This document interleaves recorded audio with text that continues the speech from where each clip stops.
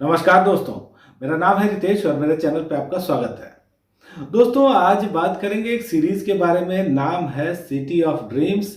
Disney plus Hotstar की ये series है। इसका तीसरा सीजन अभी आया है और इसके डायरेक्टर हैं नागेश कुकुनर।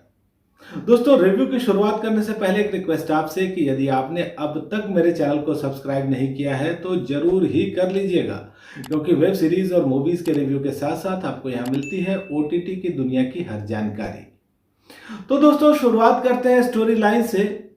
और सिटी ऑफ ड्रीम्स सीजन 3 की कहानी वहीं से शुरू होती है जहां सीजन 2 में खत्म हुई थी। पूर्णिमा गायकवाड़ अपने बेटे को खो चुकी हैं और अपने बेटे के निधन से वो बहुत दुखी हैं। उन्होंने एक तरह से अपने आप को एकांत में कैद कर लिया है। उनके पिता अमयराव गायकवाड़ हालांकि सत्ता चला रहे हैं, लेकिन अपनी बेटी के लिए भी वो दुखी हैं और उनके मित्र जगदीश उनके साथ होते हैं। और हम फिर देखते हैं वसीम खान को।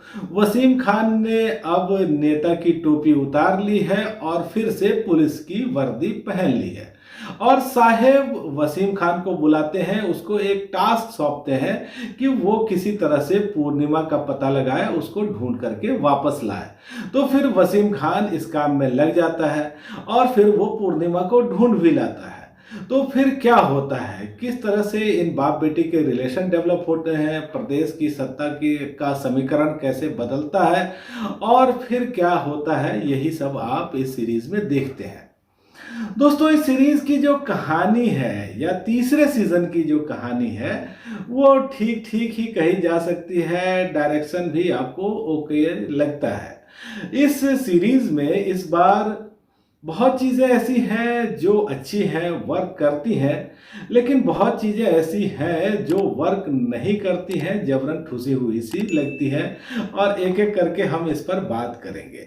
देखिए दोस्तों, यहाँ जो सत्ता का संघर्ष है वो हमको अच्छा दिखाया गया है और ख़ास करके जो पॉलिटिकल ड्रामा है ये ठीक है। राजनीतिक दांव पेच देखना हमको इंटरेस्टिंग लगता है और कई बार ये सरप्राइजिंग भी है।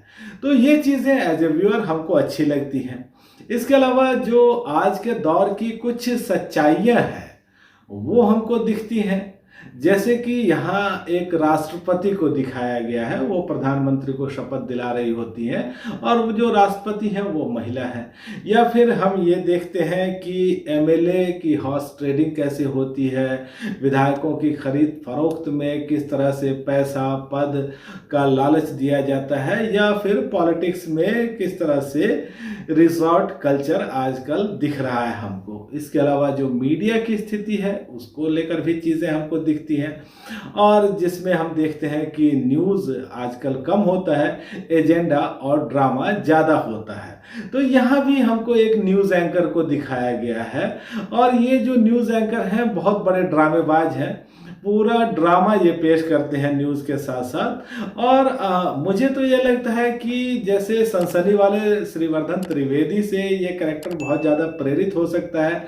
और संयोग की बात यह है कि सीरीज़ का जो कैरेक्टर है वो भी एलएसडी का पास आउट है।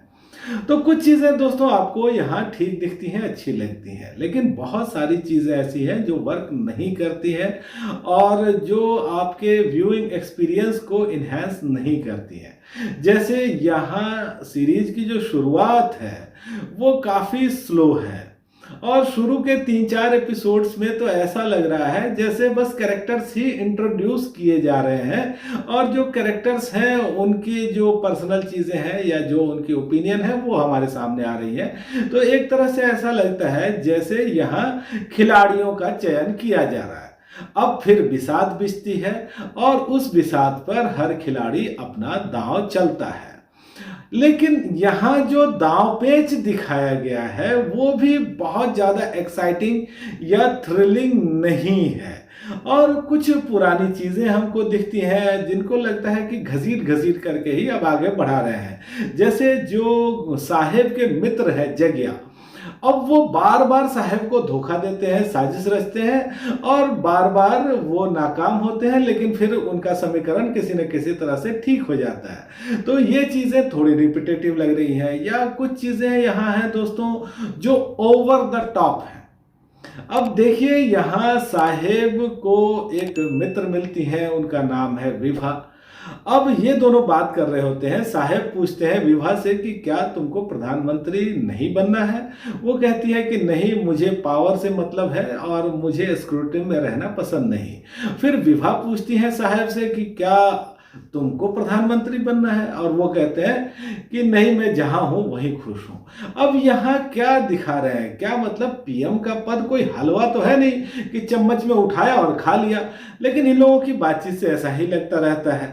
या फिर दोस्तों यहाँ कुछ सब प्लॉट्स हैं, जैसे कि यहाँ दिखाया गया है कि ड्रग्स के खिलाफ एक अभियान शुरू किया जाता है, एक स्पेशल टास्क फोर्स बनती है और उसमें एक मोल भी है। फिर हम देखते हैं कि एक लड़का है जो कि ड्रग पैडलिंग में लगा हुआ है और उसकी एक गर्लफ्रेंड भी है। लेकिन ये सारे जो सब प्लॉट्स हैं वो कहीं जाकर के मूल कहानी में नहीं मिलते हैं, ना ही मूल कहानी को कहीं से वो सपोर्ट करते हैं, ना ही वो इन्हांस करते हैं। इसके अलावा दोस्तों कुछ कैरेक्टर्स भी यहाँ वेस्टेड हैं। जैसे यहाँ हमको दिखता है अन्ना का कैरेक्टर, और इस कैरेक्टर में कास्ट किए गए हैं सुशांत सिंह। ब्रिलियंट एक्टर हैं वो, लेकिन यहाँ उनको क्या काम मिला है, यहाँ ज्यादातर या तो वो मिल्क बोलते हैं या ज्यादातर एक दो वर्ड और बोलते हैं, और वो एक कुछ पैसा उगाही कर रहे हैं। क्यों कर रहे हैं, उनका क्या मकसद है, कुछ ऐसा क्लियर नहीं होता। या फिर हमको यहाँ एक मीडिया मुगल दिखते हैं। अब ये जो है वो ज्यादातर आर्टिफिशियल एनवायरनमेंट में रहते हैं और वो जैसे तैसे पैसा कमाते हैं, लेकिन कहते हैं कि उनका लक्ष्य है दुनिया को बदलने का। और हम देखते हैं कि एक आदमी जो कि कभी कमरे से बाहर नहीं निकलता, वो कमरे से बाहर भी निकलता है और अचानक उसके मन में कहीं से महात्मा गांधी जग जाते हैं और वो जो है एकदम गांधीवादी बन जाता है, कुछ ऐसा कर गुजरता है जिसकी उम्मीद उससे की नहीं गई थी। तो दोस्तों इस सीरीज में जैसा मैंने कहा कि कुछ चीजें तो अच्छी हैं, लेकिन बहुत सारी चीजें ऐसी है जो वर्क नहीं करती है। तो आप कह सकते हैं कि एक स्ट्रेस्ड और एवरेज अफेयर ही ये है। बहुत कुछ करने की कोशिश यहाँ की गई है, लेकिन बहुत कुछ करने की कोशिश में बहुत कुछ अच्छा नहीं हो सका है। दोस्तों यदि बात करें एक्टिंग की तो प्रिया बापट है यहाँ, और जबरदस्त उन्होंने अदाकारी की है और उनकी अपीयरेंस भी बहुत अच्छी लग रही है। एक गरिमामय अपीयरेंस उनकी लगती है, खास करके जब वो एकदम कलफ वाली सफ़ेद साड़ी में हमको दिखती हैं। या फिर अतुल कुलकर्णी हैं, वो भी अपने जगहों पर जगह पर अच्छे हैं। हम देखते हैं यहाँ सचिन पिलगांवकर को, और एक अलग तरह का ही कैरेक्टर उन्होंने इस सीरीज में किया है, वो भी एक अच्छी बात है। एजाज खान बहुत ही आकर्षक लगे हैं। इसके अलावा दोस्तों यहाँ रणविजय सिन्हा है, दिव्या सेठ है, ये लोग भी अपनी जगहों पर ठीक हैं। तो तीसरे सीजन में दोस्तों आए हैं 9 एपिसोड, 45 से 50 मिनट के आसपास के एपिसोड हैं, और यहाँ सेक्स, न्यूडिटी, गाली गलौज, ड्रग्स सब चीज़ें भरपूर हैं। और दोस्तों इस सीरीज को देखने के से पहले मेरी बहुत सारी उम्मीदें थी, लेकिन देख करके मुझे लगता है कि बहुत सारी उम्मीदें मेरी टूट भी गई है। एक एवरेज सीरीज है ये, मेरी रेटिंग है 5 में से 2.5 की। तो दोस्तों आज इतनी ही बात। आपको ये रिव्यू कैसा लगा मुझे कमेंट करके बताइएगा, और आपने अगर ये सीरीज देखी है तो भी मुझे बताइएगा कि आपको कैसी लगी। धन्यवाद।